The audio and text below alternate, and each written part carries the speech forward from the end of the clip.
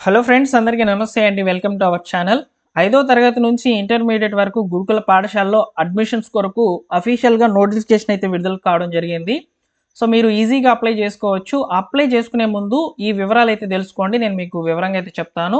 So, ఈ వీడియోలో మనము పర్టిక్యులర్‌గా 5వ తరగతి నుంచి ఇంటర్మీడియట్ వరకు మీ పిల్లవాడిని చేర్చాలనుకుంటున్నట్లయితే గురుకుల పాఠశాలలో, సో, ఇక్కడ మనకు ఈ యొక్క ప్రవేశాలకు సంబంధించి ఆన్‌లైన్‌లో అప్లికేషన్ తీసుకున్నప్పటికీ, సో, మీ పిల్లవాడికి ఎగ్జామ్ అనేది కండక్ట్ చేస్తారనమాట.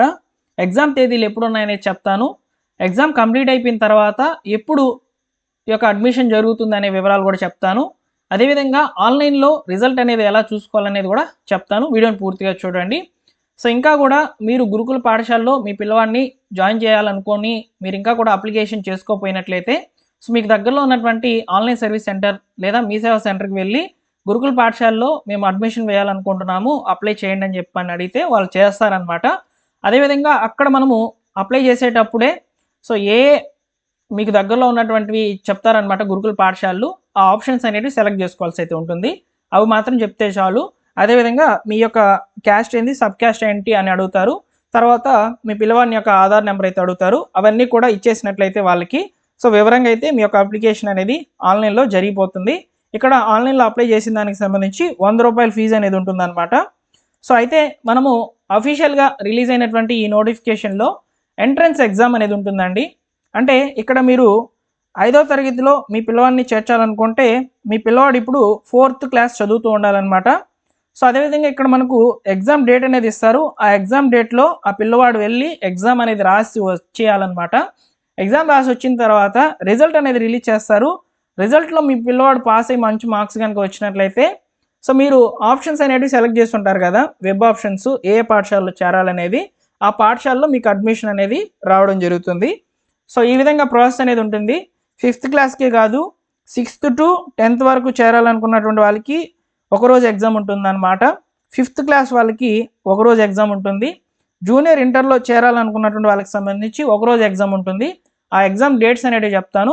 సో, ఇక్కడ చూడవచ్చు మీరు క్లియర్‌గా అఫీషియల్ నోటిఫికేషన్‌లో వచ్చినటువంటి డీటెయిల్స్‌ని నేను కట్ చేసి ఇలా మీకు ప్రెజెంట్ చేస్తున్నాను. ఇప్పుడు ఎగ్జాంపుల్‌కి మీ పిల్లవాడు 4థ్ క్లాస్ చదువుతున్నాడు. 5థ్ క్లాస్‌లో జాయిన్ చేయాలని చెప్పి మీరు అడ్మిషన్ కొరకు అప్లై చేసినట్లయితే మీ పిల్లవాడికి ఎగ్జామ్ డేట్ వచ్చేసి మార్చి 1వ తేదీన ఉదయం 9:30 నుంచి 11 గంటల మధ్యలో అయితే ఉంటుందన్నమాట. ఎవరికి 5వ తరగతిలో అడ్మిషన్ కావాలని అప్లై చేసుకున్నటువంటి సో, విద్యార్థులకు. ఓకేనా? సో, నెక్స్ట్ వచ్చేసి జూనియర్ ఇంటర్ అంటే ఈ ఇయర్ 10థ్ చదువుతూ ఉంటాడనమాట పిల్లాడు. సో, ఆ 10థ్ కంప్లీట్ అయిపోయి గురుకుల పాఠశాలలో అడ్మిషన్ కొరకు చూస్తున్నట్లయితే మీ పిల్లవాడికి సంబంధించి ఎగ్జామ్ డేట్ వచ్చేసి మార్చి 1, 2026 అంటే మనకు నెక్స్ట్ మంత్ 1వ తేదీన మధ్యాహ్నం అయితే ఉంటుంది ఎగ్జామ్ అనేది. జూనియర్ ఇంటర్ పిల్లలకి సంబంధించి. అంటే ఇప్పుడు 10థ్ చదువుతూ ఉంటారనమాట ఈ పిల్లలు. సో, జూనియర్ ఇంటర్‌లో జాయిన్ అవ్వాలని చెప్పి ఇక అడ్మిషన్ కొరకు ఆన్‌లైన్‌లో సో, మీరు అప్లై చేసి ఉంటారనమాట. ఎంట్రన్స్ టెస్ట్ అనేది సో, మనకు మార్చి 1వ తేదీన అయితే ఉంటుంది. ఓకేనా? అదే రోజున జూనియర్ ఇంటర్ పిల్లలకి సంబంధించి ఐఐటీ నీట్‌కి సంబంధించి కోచింగ్ సెంటర్‌కి సంబంధించి కూడా సో, మీరు ఈ యొక్క అప్లికేషన్ గనుక వేసినట్లయితే సో, వాళ్ళకి సంబంధించి మధ్యాహ్నము 3 గంటల నుంచి 4:30 మధ్యలో ఎగ్జామ్ అనేది ఉంటుంది. సో, ఈ రెండిటికి సంబంధించి మాక్సిమము ఒకే అప్లికేషన్ అనేది తీసుకుంటుంది. 2 ఎగ్జామ్‌లు అయితే ఉంటాయన్నమాట. సో, ఇకపోతే so, entrance test for admission into 6థ్ టు 7థ్. ఇప్పుడు పిల్లలు 5వ తరగతి చదువుతున్నారు. 6వ తరగతిలో లేదా ఇప్పుడు 6వ తరగతి చదువుతున్నారు. 7వ తరగతిలో అడ్మిషన్ కొరకు గురుకుల పాఠశాలలో సో, అప్లై చేసినట్లయితే వాళ్ళకొచ్చేసి 2వ తేదీన మార్చి అయితే ఉంటాయన్నమాట ఎగ్జామ్‌లు. 10 గంటలకి 11:30 మధ్యలో ఎగ్జామ్ అనేది జరుగుతుంది. సో, అదేవిధంగా 8థ్ టు 10థ్ 8, 9, 10 తరగతుల్లో మీ పిల్లవాళ్ళని గురుకుల పాఠశాలలో చేర్చాలనుకున్నటువంటి వాళ్ళు అప్లై చేసుకొని ఉంటారనమాట. సో, వాళ్ళకి సంబంధించి 2వ తేదీ మార్చిన మధ్యాహ్నం నుంచి అయితే ఎగ్జామ్ ఉంటుంది. మధ్యాహ్నం 2 గంటల నుంచి 3:30 మధ్యలో అయితే ఉంటుందన్నమాట. ఓకేనా? సో, ఈ విధంగా ఎగ్జామ్స్ అనేటివి కండక్ట్ చేసిన తర్వాత సో, మెరిట్ లిస్ట్ అనేది రిలీజ్ చేస్తారు. అందరికీ కూడా ఒకే రోజున మెరిట్ లిస్ట్ అనేది వస్తుంది. ఆ మెరిట్ లిస్ట్ అనేది 25/3/2026 అంటే మార్చ్ 25వ తేదీన రిజల్ట్ అనేటివి వచ్చేస్తాయి. ఆ రిజల్ట్ మనం ఎక్కడైతే అప్లై చేస్తున్నామో సో, వాళ్ళ దగ్గరే చూసుకోవచ్చనమాట. ఓకేనా? సో, ఆ తర్వాత సో, ఇక్కడ చూసుకున్నట్లయితే ఇంటర్మీడియేట్ అడ్మిషన్ షెడ్యూల్ ఒకసారి చూద్దాము. సో, ఇక్కడ మనకు ఇంటర్మీడియేట్ అడ్మిషన్స్ అనేటివి 10వ తేదీన స్టార్ట్ అయిపోతాయి అన్నమాట. ఓకేనా? సో 10వ తేదీ ఏప్రిల్ అయితే స్టార్ట్ అయిపోతాయి అడ్మిషన్స్కి సంబంధించినటువంటి సెలక్షన్ లిస్టు. సో తర్వాత మీరు ఆ కాలేజ్కి అయితే వెళ్ళి సో మీరు మీ యొక్క వివరాలు అనేటివి ఇచ్చినట్లయితే 15వ తేదీ వరకు అవకాశం ఇస్తారనమాట. మీరు ఆ కాలేజీలో చేరాలనుకుంటున్నారా లేదా అనేది. సో అలా మీరు చేరాలనుకుంటే మీకు ఇచ్చినటువంటి గురుకుల పాఠశాలలో వెళ్ళి జాయిన్ అయితే అవ్వచ్చు అనమాట. ఓకేనా?